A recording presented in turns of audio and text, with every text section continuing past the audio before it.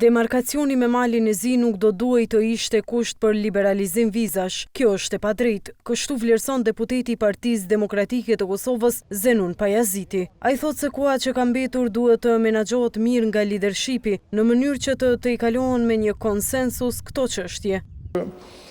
Se pse u bë kriter për liberalizim vizave demarkacioni, unë nuk arrija ende ta kuptoj. Është një padrejtësi që na bëhet ne, nuk vendet e regionit kanë probleme të tilla të hapura dhe nuk kanë pas kriter për liberalizim, siç është rasti i Slovenisë me Kroacinë e tjerë e tjerë.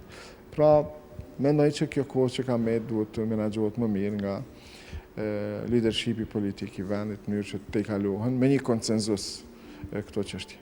Duke i komentuar mesazhet rreth çështjes së demarkacionit të dhëna nga zëvendës sekretarja amerikane e shtetit Victoria Nuland, zëvendës kryeministri i Kosovës Hajredin Kuqi ka thënë se do të shfrytëzohen mundësitë për konsensus. Do ta shfrytëzojmë çdo mundësi për ta krijuar konsensusin nacional, për të respektuar kushtetutën dhe ligjet tona.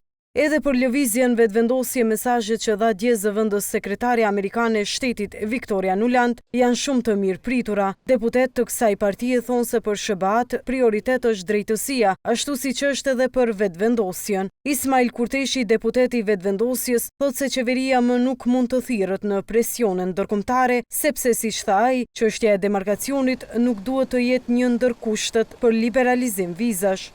Çështja e demarkacionit, ne mendojmë se është çështje që nuk duhet të jetë njëra nga kushtet dhe po ashtu ne këmbgulim që demarkacioni të ndodhë ashtu siç është e drejtë dhe të mos me këtë proces të mos dëmtohet as Kosova as Mali Zi. Absolutisht nuk do ta përkrahim asnjë iniciativë qoftë të qeverisë, qoftë të presidentit, qoftë kujdo qoftë tjetër që cënon integritetin territorial të Kosovës. Vetëvendosja thotë se nuk do ta përkrajnë asnjë iniciativë që cënon integritetin territorial të Kosovës.